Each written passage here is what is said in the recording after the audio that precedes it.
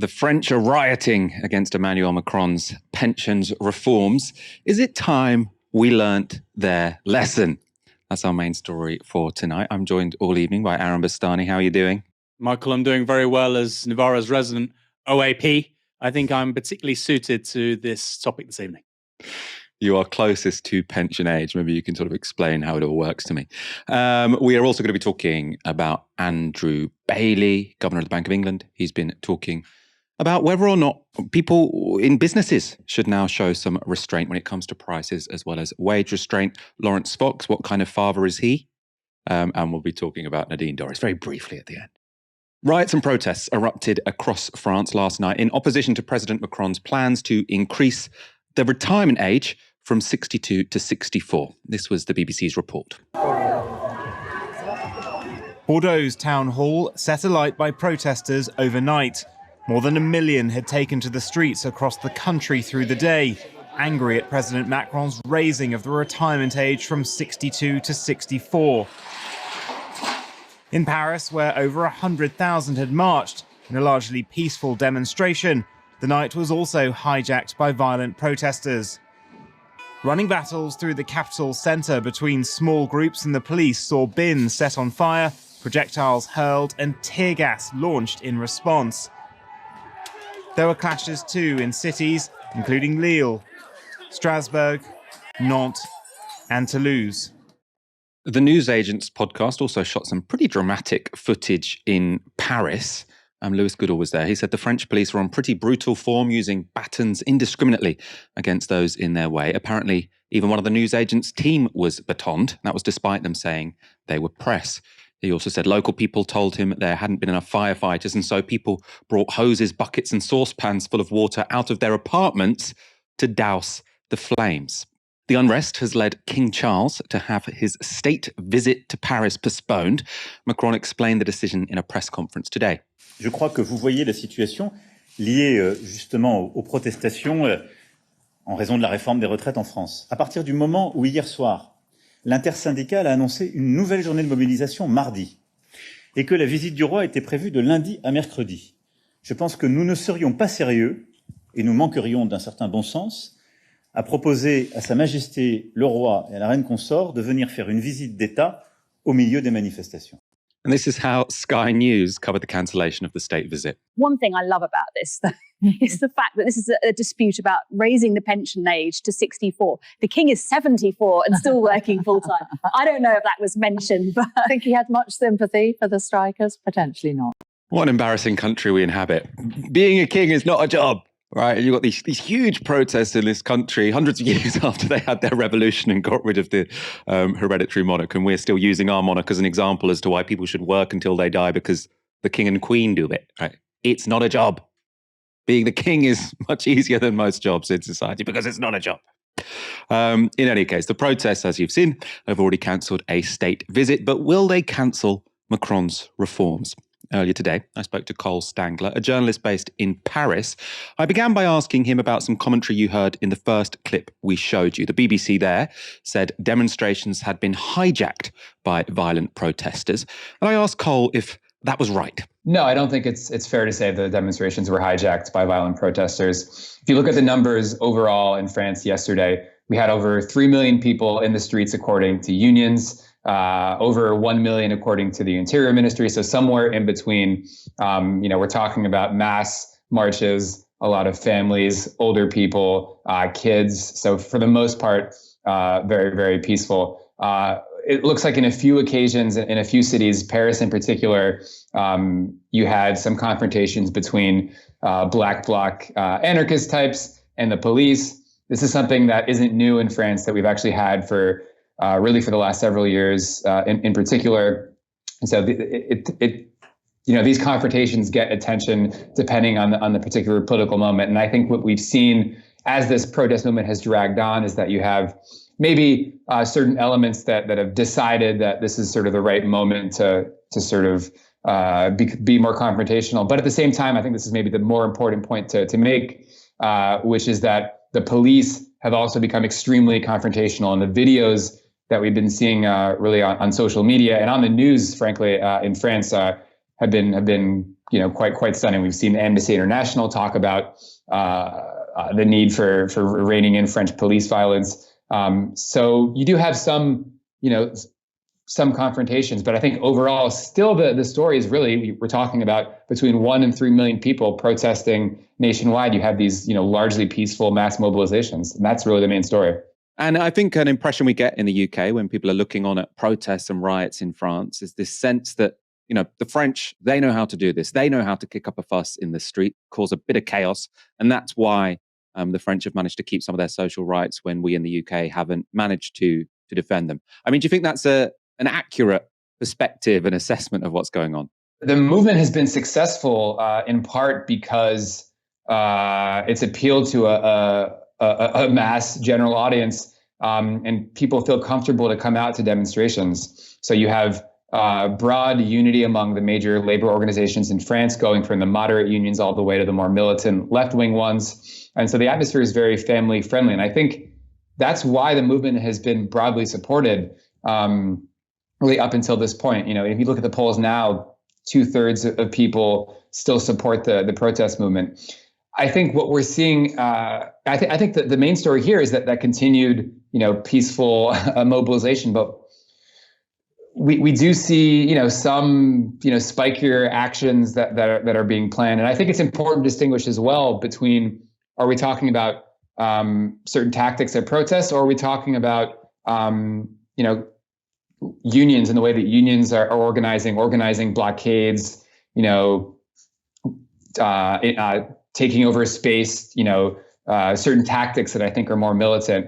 And I think they're not necessarily the same thing, if that makes sense. I think French unions, as this conflict has dragged on, are starting to be a little bit more creative in their tactics. For instance, I was at, not far from where I live here in Marseille. There's a major industrial zone where you have refineries and fuel depots. And the unions here in Marseille have really tried to, mobilize in support of these workers that have been facing back to work orders. And really, they tried to take on the riot police. I think there's no other way to put it. That's able to, I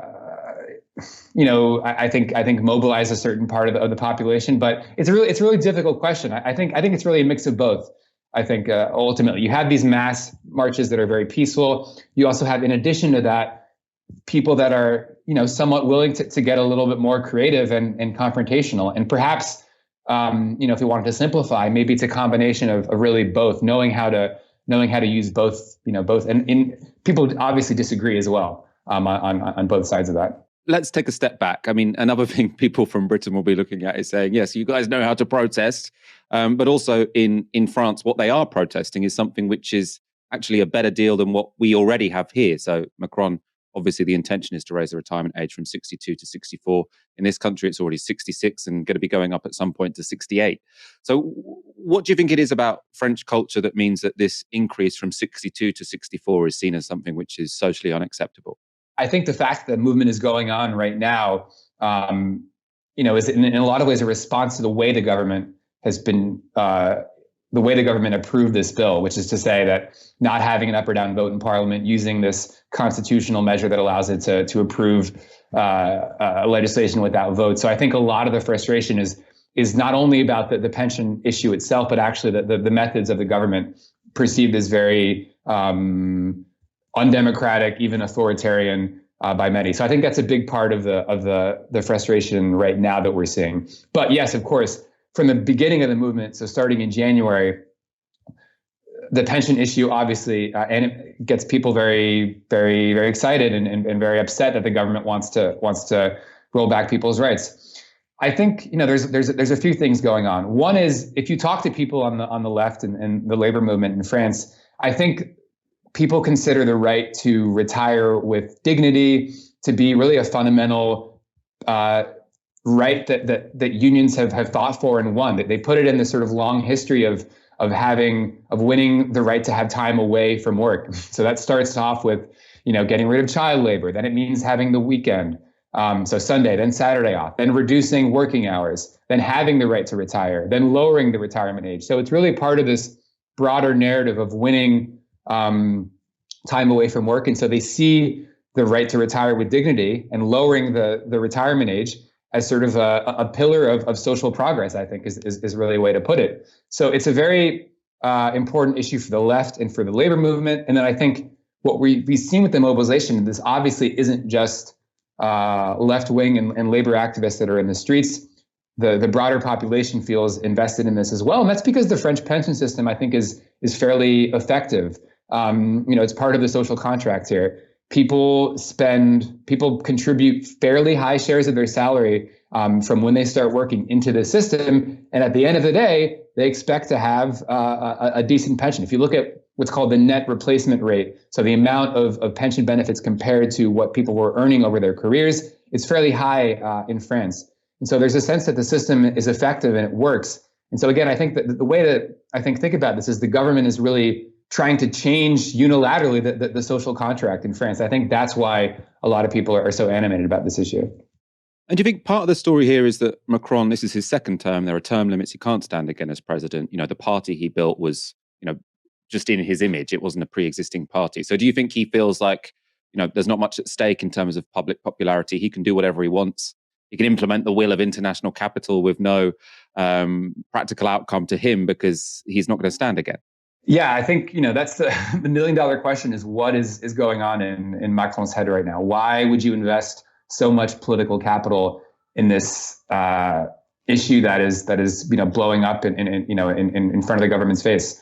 I think, what you mentioned is certainly seems to be part of it. I think another factor, and again, I don't know how much it's worth speculating about, Macron's inner psychology, but I think what's fair to say is when you speak with people that have interacted with him, and if you read the reports about what's going on in the Élysée, is I think the president seems to be pretty disconnected from reality. I don't really know how to put that otherwise. I think they're somewhat isolated, and I think that they certainly didn't expect the movement to be as strong as it is. And again, very similar to the Yellow Vest moment in late 2018, early 2019, where we saw a government that was sort of hoping to wait out the crisis, maybe hope the protests would die down. And when they didn't die down, the crisis just got more and more significant. So it's difficult to say what's going on through their minds. I think they expected the movement to sort of peter out, and that obviously isn't happening. We have another protest, national day of strike scheduled next week. So, the more this goes on, could that maybe force the government's hand? Potentially. Again, moderate union leaders are trying to give the government an exit ramp, a way to reduce some of the tensions here, to calm things down. And, Laurent Berger, the head of the moderate labor confederation, the CFDT, has said, maybe we could have a pause on this issue for a few months. Again, that's a great exit ramp, so to speak, for the government. But so far, they haven't shown much interest in taking these kinds of opportunities, because right now, again, the situation is escalating. And I think that there's really one side that's to blame for that, which is Macron and the French government. Leading the news in the UK is that King Charles's state visit has been postponed. Is that being taken as a victory for the protesters, or could people not really care less? No, I think people were quite excited to see that happen. Obviously the issue, the somewhat silly rivalry for France and England, I think plays into that. The king also. We're now in this. We have a president who perhaps thinks of himself as being somewhat. Monarchy himself. Jean-Luc Mélenchon made a comparison about the two kings having to cancel their meeting. So I think people were pretty happy about that. That was Cole Stangler explaining the politics of pensions in France. Although now I'm saying it, I'm wondering if it was Cole Stangler, because he is French-American, and that would probably be the French pronunciation. In any case, let's talk about pensions here in the UK, because this week we did get some good news on pensions. Plans to increase the retirement age to 68 have been postponed. The bad news is that it didn't happen because of any popular opposition, but rather because British life expectancy has itself fallen. The state pension age, which is currently 66, had been due to rise to 68 after 2037. The government is now set to push that date further back.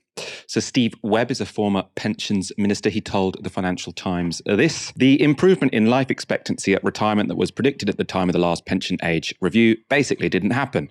life expectancy at retirement now is 2 years shorter than it was when they did the last review.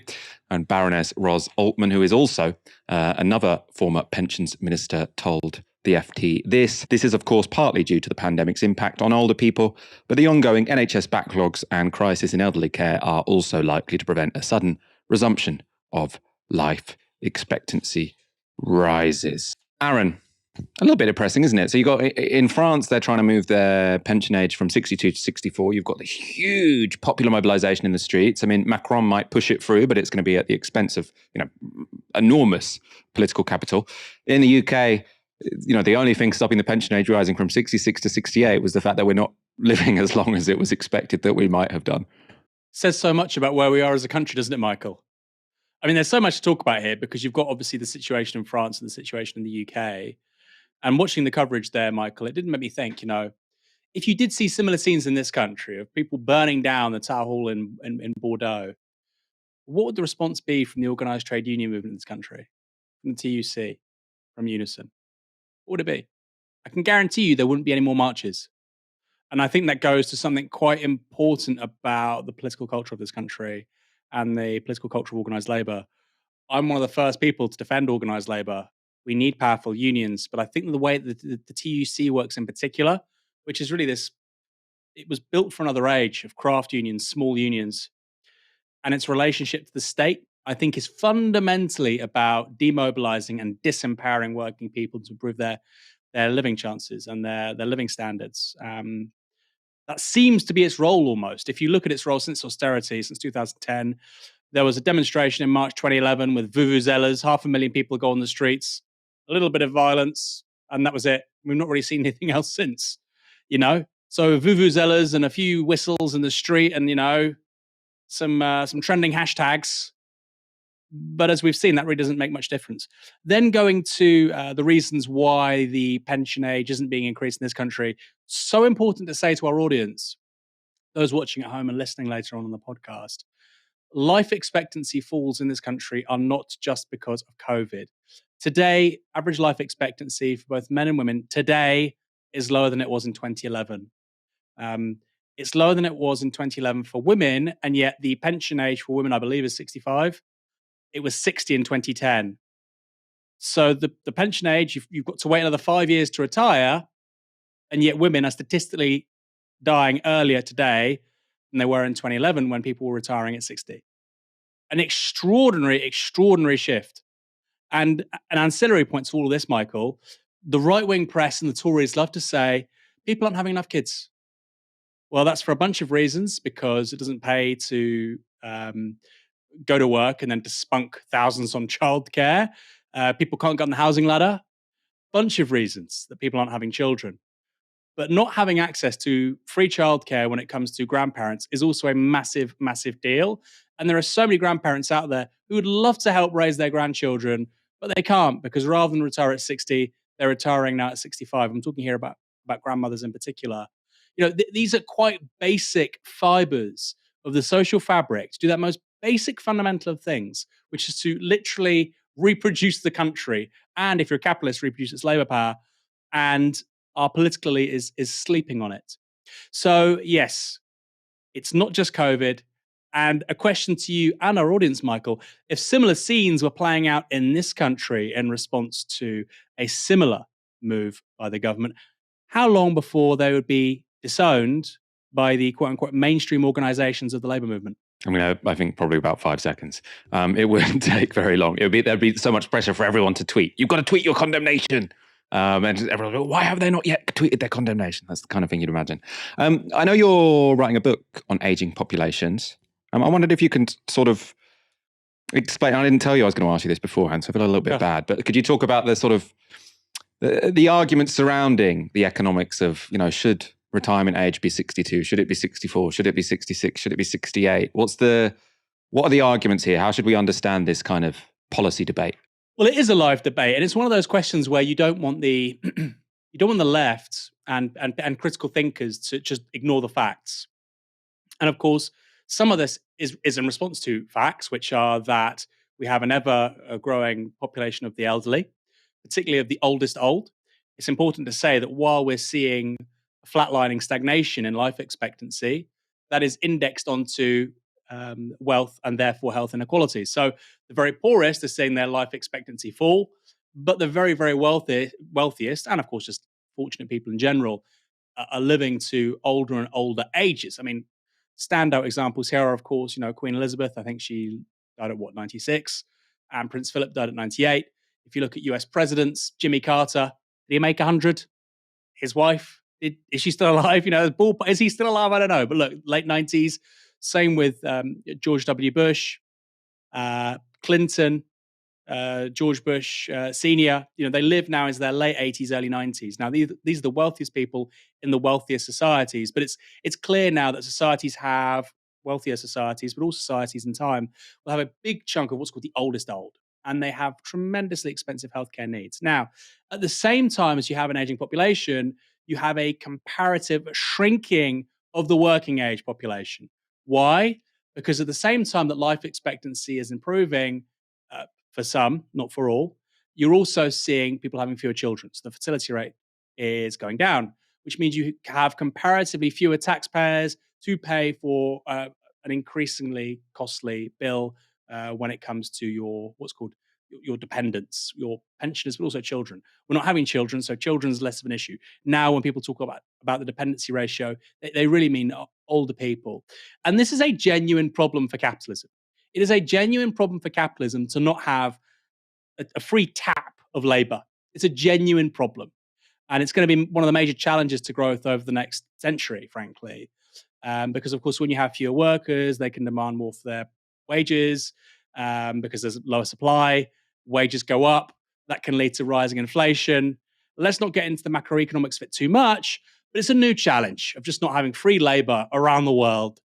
We're likely to see the planet's population peak this century at 10 to 11 billion. So this is a global situation I'm referring to, with more and more people living into old age and a shrinking working age population. And in fact, the countries at the leading edge of this are in East Asia. South Korea has a birth replacement rate of, I think, 0.8 children per woman. The same in Hong Kong, it's about 1. China, despite on a per capita basis not being as wealthy as Europe and the US, has birth replacement rates around the same level already. In Europe, you've got countries like, I think the lowest is Malta, 0.8 children per woman. So again, very low. But it's not just a European issue. Like I say, you've also got examples in China. This presents massive problems, as I've said, for growth, for public spending, and a few other things too.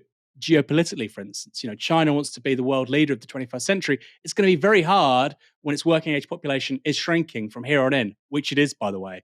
While in the case of the US, because of immigration, it's not. So aging demographics, a huge prism through which to understand so many issues in the 21st century. But in terms of this issue, pensions, yes, it poses really fundamental problems. And in terms of my book, Michael, I've not got to the solutions part of things yet. But I think what we're going to have to realize is that, okay, we may need to, and by the way, we should be having far longer lives than we presently do. We're failing in this regard, not just here in the UK, but the US too. China has a longer life expectancy than the US, which is incredible. But we need to have a system where, yes, people probably do work a little bit later than we were thinking 20, 30 years ago. But I think we're going to need a 4-day week. I think we should really be transitioning to shorter weeks and breaks in one's life, because what we're going away from, and I'll finish with this, is the classical model of the 20th century was, childhood, adolescence, middle age, old age. We're moving away from that now quite significantly. People are having children much later in life. Some people are able to work later because of good health. And it seems also that we have an extended period now of adolescence because we want a highly qualified labor force. So some people, if they're doing PhDs or if they're doing graduate education through maybe to their early 30s, might live the kind of lifestyles we associated with teenagers 30, 40 years ago. So we need to fundamentally rethink that model. And I think that has to go hand in hand with simply working less, having a policy around more children, making it easier for people to have children, and socializing elderly care. No, I think that's got a lot to it. I mean, when I think about this from I don't really the economics of pensions I haven't thought enough about, really. But in terms of what I would like my lifestyle to be like and what seems like a sort of sensible compromise, I suppose, in terms of sort of expanding life expectancies, is I would say it does seem a little bit bizarre to me that you're supposed to work 40 hours a week, work yourself to death, right up until 65, and then you do no work at all. It just doesn't seem like how I want to organize my life. I would much prefer to sort of have a very good work-life balance and then keep working until I feel like I'm unable to work any longer. Now, obviously, if you're a builder or a garbage collector, then I think the limit on how long you can work is going to be much shorter, probably, than if you were someone who is a podcast host, for example, right? I feel like I'd quite like probably to keep doing journalism into my late 60s, but I wouldn't. But I'd want to be doing it on reduced hours and on work-life balance throughout my life. So like that's probably where hopefully we'll end up. In February last year, with inflation increasing on the back of rising energy prices, the governor of the Bank of England had a message for workers. He called for wage restraint. In other words, don't ask for a real terms pay rise. We spent the year since then critiquing that argument. Why, when the cost of living rises, should it be workers who pay the price? Why is it always workers who are asked to show restraint when bargaining for decent wages and not firms who are asked to show restraint when it comes to their profits, right? Or landlords hiking rents? Well, a year later, it seems that message might have gotten through.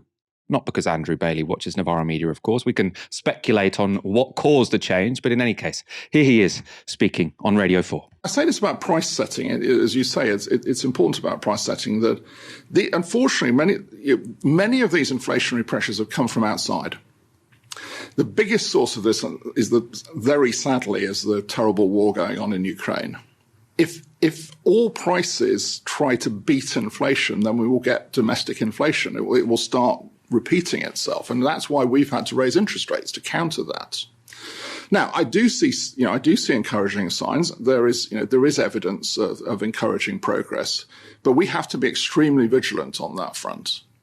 And I would say to people who are setting prices, please understand, if we get inflation embedded, interest rates will have to go up further, and higher inflation really benefits nobody. It hurts people, and it particularly hurts the least well-off in society. Who are you talking to there when you say people setting prices? Well, so when companies set prices, I understand that they have to reflect the costs that they face.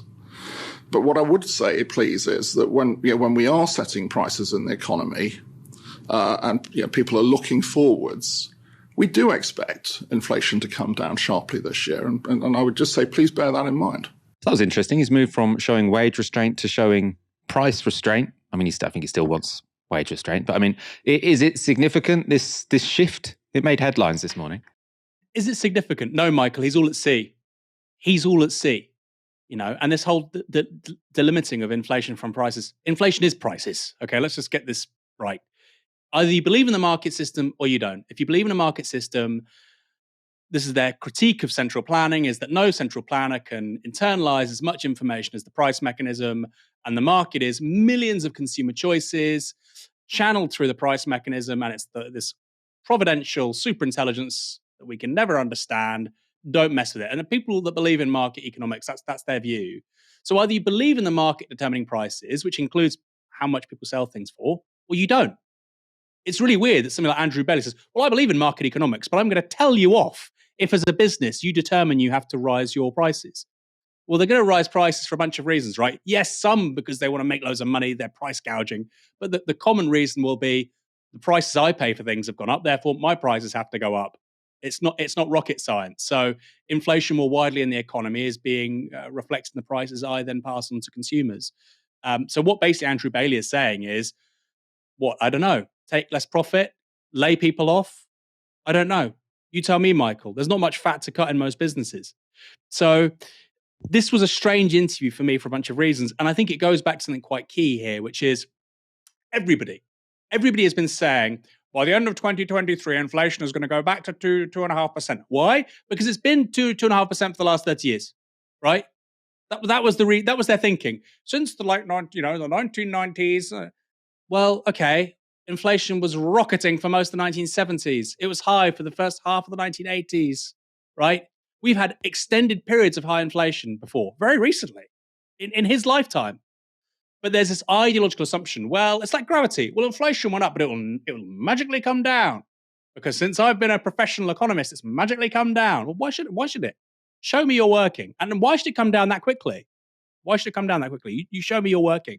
So they were predicting 2 to 3% inflation this year, and then of course I think it was on Tuesday, Michael, maybe Wednesday, we saw that for February inflation went up to 10.4%.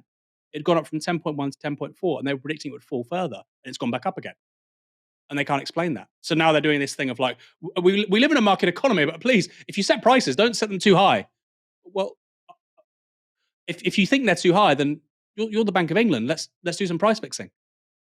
But you don't do that because you believe in the market economy. Well, it's just this fluff, Michael. We live in an age now where the bureaucrats of our system claim to believe in some things, but because those things no longer work, they sort of say some weird stuff on the side, which doesn't really matter. No, people aren't going to sort of not increase prices just because Andrew Bailey says so on Radio 4. It's ridiculous. I think a couple of things about this. I suppose one way why it's the tiniest modicum of progress, I'd say, is because it was very frustrating when you had the government sort of saying inflation is all about wage demands. They're saying this, all we need to be worried about is a wage price spiral. What we need to do is have workers not really demand the full price of their labor, because of course the cost of living has gone up, just as the cost of production have gone up for companies, the cost of living has gone up for workers. But what we were told is that workers have to show restraint and companies and landlords, etc., they don't. So there is a very minor discursive change here. I think the point I fundamentally agree with you on, though, Aaron, is that this is Andrew Bailey speaking from a position of absolute impotence. And I think, to be fair to him, I mean, I don't know his politics, I'm sure it's not mine, but when it comes to other mechanisms of controlling inflation, like as far as I understand, the Bank of England doesn't have within its mandate, within its power, to fix prices. And I think what he's demonstrating here with what is fairly incoherent, saying, please don't increase prices. I mean, why would a business listen to that? Why would they care what he is saying when it comes to that question? Is why this shouldn't all be in the hands of a central bank, right? This is precisely why fiscal policy should be done by governments. That's what Keynes wanted, right? So if you've got very high inflation, one thing you could do is massively increase taxes on the rich, right? That will reduce their spending power, so you'll take some demand out of the economy, but you'll do it in a more equitable way than just rising interest rates in the hope that unemployment will increase. So if the government took seriously their responsibility for inflation and did things like tax the rich when inflation is high, then we wouldn't have to have, this incredibly incoherent sort of plea from a central banker to say, please, businesses, don't try and make profits so that we can all keep prices down. I mean, what do you make of that, Aaron? Do you think this is just showing the impotence of monetary policy and why governments need to remember and return to fiscal policy when it comes to things such as inflation? Totally. Something like Andrew Bailey would say at the same time, businesses, and we can debate whether this is true or not, businesses make profits and they reinvest the profits into fixed capital, into increasing productivity, into their employees, into bigger premises, into meeting consumer demand. Profit's good because it does all these things. Now he's saying, no, profit's bad. Don't increase your prices. Don't have profit because of inflation. They know fuck all, Michael. None of this makes any sense by the very things they claim to care about and they believe in. None of it makes sense. This is a guy who believes in the market system and profits, and yet is saying don't make profits, and he wants to intervene in the market without intervening in the market because of the impotence thing. The problem here, Michael, and this is where we're getting into the real nuts and bolts, which affects millions of people, is that we saw over this week as well, I think it was the day after the 10.4% inflation figure, interest rate, the base rate of interest by the Bank of England, of course, people have mortgages or credit cards, the interest they pay is higher than this, but it's indexed to this. The base rate of interest, which is the rate of interest at which the Bank of England gives money to banks, which then give money to other people. I know that sounds like a kind of rigged system. Maybe it is, but park that for a moment. That went up to 4.25%. Now, they've said they'll keep on increasing interest rates, as he talked about there in that clip, until they get inflation down. Now, the target for inflation in this country is 2%. If it got to 3%, I think everybody would be very happy. So let's say it has to go to 3%. They will keep on increasing interest rates until inflation gets to 3% or lower. Well, we're up to 10.4%. And we've got the interest rate now at 4.25%. So that interest rate will have to keep on going up now. And they were saying, as if by magic, by the end of 2023, we'll have inflation at 2-3%. Therefore, we can start to bring interest rates down again. That was the plan. And by the way, that is critical if the Tories do not want to get destroyed at the next general election. Forget what Keir Starmer says. Forget about policies and small boats. The London big house pundits and the media class love to talk about it because it makes them feel important. on the fundamentals, if we have 10% inflation in the next general election and interest rates at 6-7%, which I'm not predicting, but if we did, the government's toast, right? It doesn't matter. If we get inflation carrying through at the end of this year and it's still well above 2 to 3%, and interest rates keep on having to go up, let's say they hit 6-7%. Michael, my God, I'm sure I don't need to explain this to a lot of our audience. If interest rates hit 6%, people like to talk about the early 1990s. We had 14% interest rates and repossessions and people putting their house keys through the letterbox of the estate agent because they didn't want to pay the mortgage anymore. Well, okay, 6%, 7% isn't 14%, but because people are so much more massively leveraged now with debt because house prices are so much larger, interest rates of 6 or 7% now will feel like 14% felt in the early 1990s. That is a huge political crisis in waiting, Michael. So people like Andrew Bailey, right now, he's saying, please, on BBC Radio 4, please don't put prices up. When he gets home, he's begging on his knees, please God, inflation has to go down, because if interest rates keep on having to go up to 6-7%, all bets are off in terms of the political consequences. Laurence Fox is a Nepo baby. He was born into a family of actors, playwrights and talent agents, and he would go on to star in shows such as Lewis, so an actor from an acting family. He's also a right-wing populist speaking out against extreme political correctness and COVID vaccines, a funny combination which has emerged on the right. And he's also a questionable father. Take a look at this. I started to notice weird things happening with my kids. So the first one was my eldest son. A few years ago, I said, give me a kiss goodnight or a hug goodnight, whatever. And he went, no, you need to ask my consent. And I was like, do I? And he said, yeah, at school they say you've got to ask consent. And I said, I'm your dad. And he said, yeah, but you still have to ask consent. And I went, okay, we're going to have a little lesson on consent here. Consent is don't touch a stranger's private parts, all right? That's consent. Don't invade someone's space in that part. I'm your father. So anyway, I wrote to school and I said, what's going on here? Because he's obviously not understood consent. And they said, well, we don't really get to the sexual part of it until later. And I said, well, you can take it from me. I've just taught both of my children consent, lesson 1, in about 5 minutes. And then I noticed that, I started going, okay, well, where is this stuff coming from? So it comes out of relationship sex education classes and PSHE and stuff like that. So I got some lesson plans from another school and found out what was on it, which is privilege, skin colour privilege, gender ideology, diversity, equity and inclusion, all of the things that you just don't want kids being taught at a young age when they're confused as it is. And so I thought we got to change that. So we're going to do that as well. That's what which is our next sort of cultural project, which is going to be called Bad Education. We just like to put bad in front of everything. I mean, that was a very bad definition of consent. The idea that consent is don't touch a stranger's private parts. Consent only involves strangers. You don't need consent if you're someone's father. You don't need consent if you know the person. Now, obviously, most abuse, most sexual exploitation comes from people who know the person, right? So it's incredibly important that when children are taught about consent, it includes people they know. The idea, I don't need consent because I'm your father, is incredibly, incredibly dangerous, right?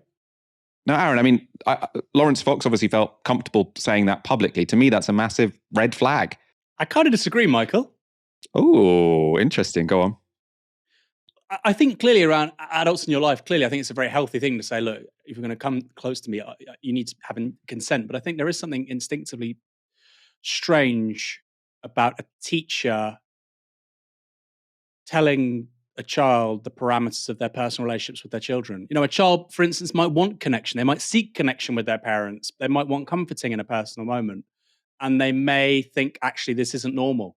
I have to ask my parents' consent. Maybe my parents aren't comfortable with it. I think it's a bit weird, frankly. I mean, maybe I want to get cancelled for that. I don't think I will. I think that the whole idea I think what he's saying is completely wrong, by the way. And this is part of a sort of wider tactic within the culture war. There was a piece recently by Eric Kaufman in the Telegraph, and it was built upon a policy exchange report he did. And the piece in the Telegraph said, school indoctrination is turning British youth woke and Tories remain silent. And that was based upon the report he wrote for Policy Exchange, The Political Culture of Young Britain. Now, what was really, really interesting about that, Michael, was that he asked a bunch of people who were 18, 19 about their relationship to certain woke ideas, and they were more likely to have heard about these woke ideas from their parents before they heard about them from school, which he conveniently doesn't mention in the Telegraph piece. So this idea of, for instance, white privilege, white supremacy, all these ideas that the likes of Laurence Fox and his comrades rail against, actually children were more likely to get these ideas from their parents than from school. So I would push back actually against some of the core claims he's making. Children aren't, receiving indoctrination and via schooling at the cost of their parents. Actually, many of the quote unquote woke ideas that Laurence Fox finds rather unsavory are being taught to children by their parents. Because of course, many parents now, like Laurence Fox, are in their early 40s, late 30s. They have quite different social attitudes on things like LGBT rights, race, than they did to their own parents. So I would push back actually against that, Michael. And I think us even reproducing the idea that schools are telling children what to think and feel, and they're using that against their own parents, I think that's part of a moral scare, which isn't actually accurate, isn't happening. No, I'm going to completely disagree with you. I mean, obviously, I don't know what was said in that class, right? But I actually, and one of the reasons I put this in wasn't just to sort of have a go at Laurence Fox, because I think this is actually a positive story.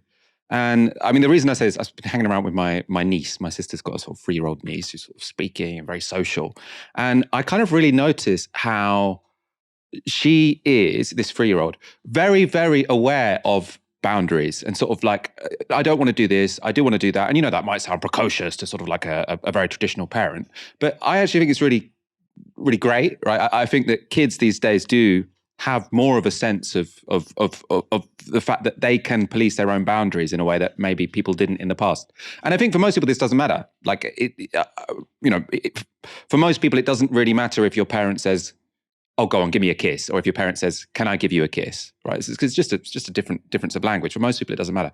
But child abuse does exist, right? And if we can change norms whereby it is normal to ask for consent, and it doesn't have to be, can I have your written consent so I can hug you, child? It's just changing our language, saying, oh, go on, give me a kiss, to saying, can you give me a kiss?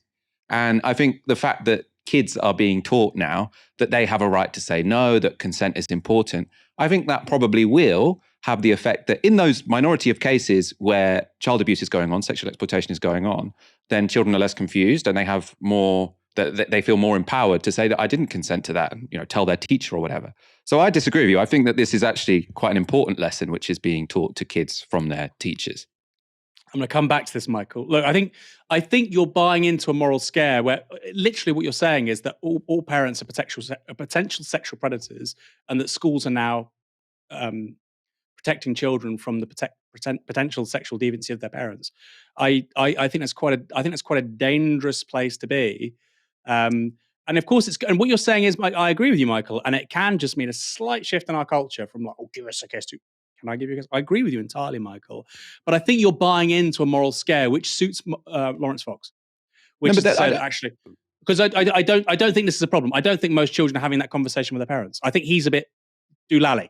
I think he's probably exaggerating something. Which, hey, look, maybe this didn't even happen, Michael. And I think it might be the case that he's very. I do not want to. I know nothing about how he is with his children. I'm clearly not calling him a child abuser for a start.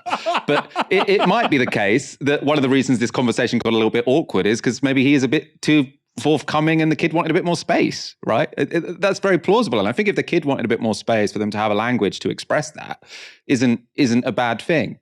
And I do think hanging out.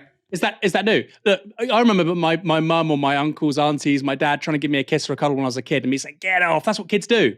Is that new? Again, I think we're buying into a frame. This is new culture war. Teachers, is that new? I suppose so why I sort of introduced my anecdote, and I mean I don't hang out with that. This is a very small data pool I'm sort of pulling from here, drawing from here. But when I think about my niece, I do think she talks about these things in a different way to which I was used to, and I think at first it can be a bit like, oh. I don't want to do that. I don't want to hang out here. It's like, oh, you could feel a little bit offended. But then you realize, actually, this is really cool. It's really good that kids feel empowered to sort of set those boundaries. And you just need to change your language. So I think it's a healthy change. And I do think there has been a change. And I don't think it's that kids are, writing huge essays on consent and saying, oh, you've used your parental privilege against me, blah, blah, blah. It's not that kids have become woke. It's just that I do think that sort of probably because there is an understanding that sexual exploitation did go unnoticed too often in the past, that you have had development within sort of child protection services, education, training, sort of pedagogy, where there has been a sort of consciousness that actually probably we do need to teach kids more about this kind of stuff, so that those exceptional circumstances where you have a family member who is sexually abusive, so there is a language to resist that. Hold on. Let's say there's a child, a small powerless child who's 6 or 7 years old, and then there's a family member, and this happens very frequently, as you've said. Well, not very frequently. It's a mass social phenomenon. Do you think if the child explicitly doesn't consent to something, that would stop a potential sexual abuser? Of course it wouldn't. This isn't about, and again, I don't work in child protection, but from my understanding and sort of my interpretation of this, is it's not about if a child tells their uncle, I don't want to do this, the uncle won't do it. It's about making a child feel empowered and comfortable to tell someone else, right? To tell their teacher or to tell another family member to say, this thing happened and I didn't consent. Because I think, again, I'm not an expert on this, but my impression is that one of the reasons child abuse is able to continue is because the adult, the powerful person in the situation, really tries to blur the boundaries of consent, to sort of say your consent doesn't matter, or you have implicitly consented to this, etc., etc. There are sort of mechanisms of manipulation that the powerful person, the older person in that situation, can deploy. And I do think that giving children a language to resist that, not necessarily with the person in that room, but to tell someone about it, I think is probably a healthy thing. Okay, let's say it's their grandmother. Their grandmother kisses the child and the child says later, oh, mummy, daddy, I didn't consent to that. I think that's quite sad, personally. I don't think that's well, I don't think it's a big problem, actually. I think then you can just say, oh, next time say, can I give you a kiss? I think it's fine. I don't think it's a big problem either. I think this is being turned into a moral scare by people like Laurence Fox, and we're eating it up. Quickly, just on that report I mentioned earlier, the data from that report said that 11% of children encountered these quote-unquote woke ideas in classrooms the first time, 11%. 50% found them on social media for the first time. So this idea that schools are these madrasas to teach these radical ideas to children is simply untrue. Most of it's coming from social media. And as I said earlier, more or less the same as with schools, is coming from their own parents. So I do think this is part of a moral scare which bears no relationship to reality. A young child is more likely to learn about express consent from social media than from schools. I think it's a framing that suits the far right to discredit really important institutions which we all need, which is primary and secondary education. I think you're blurring two things. I think sort of like you're sort of like kids telling their parents they've got white privilege or whatever. I can see why that would, I think that's not happening and that's a moral scare story. I think kids being taught about consent, that is happening and that's a good thing.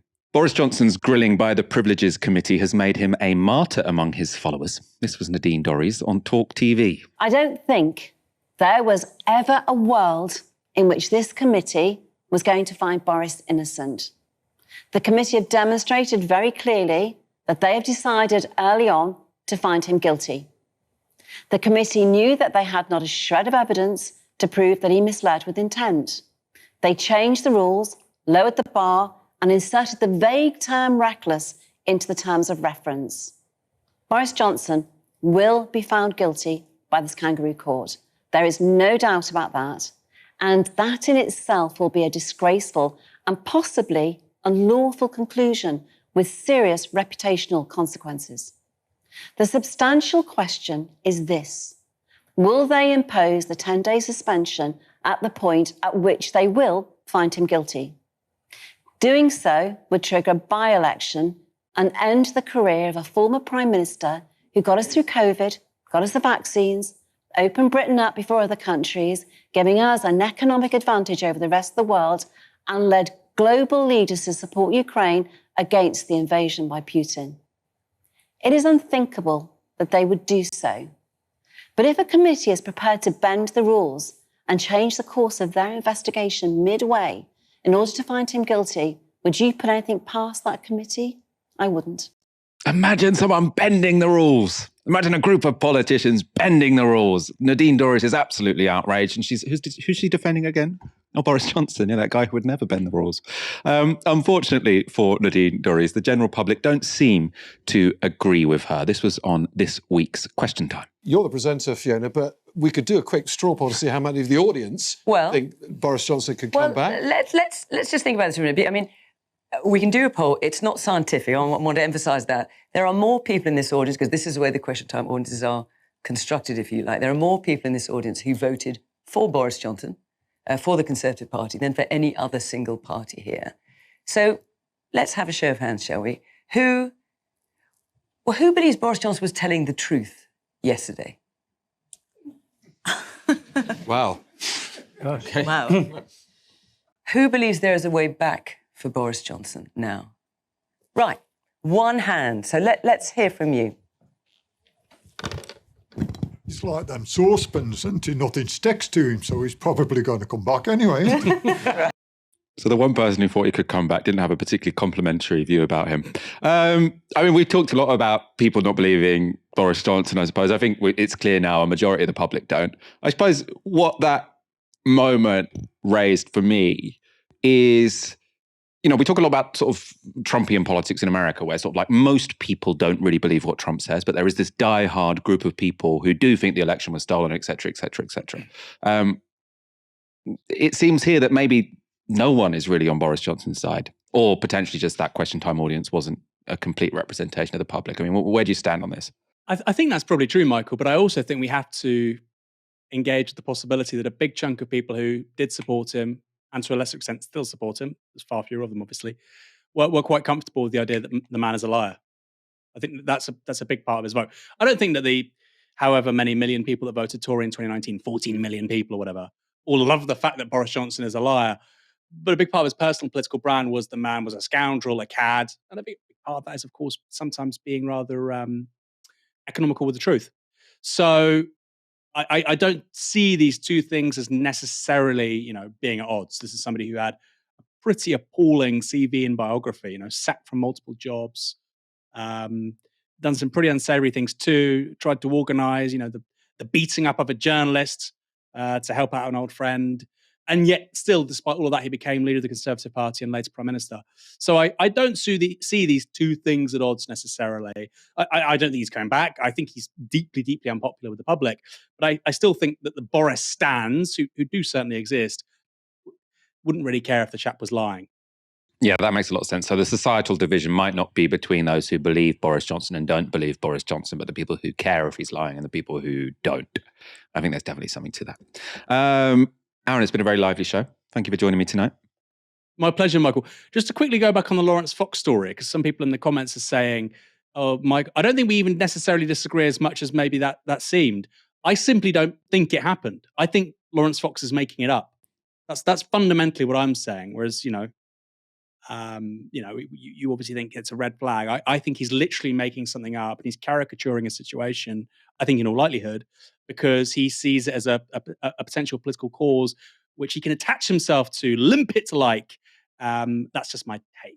And I suppose just to clarify what I mean by a red flag, because I don't want to get sued here. I think it's a red flag to be teaching your children that consent is only something which concerns strangers. If you think that consent isn't required for people you know, that's a very bad consent lesson. That's the opposite of what should be included in a lesson on consent.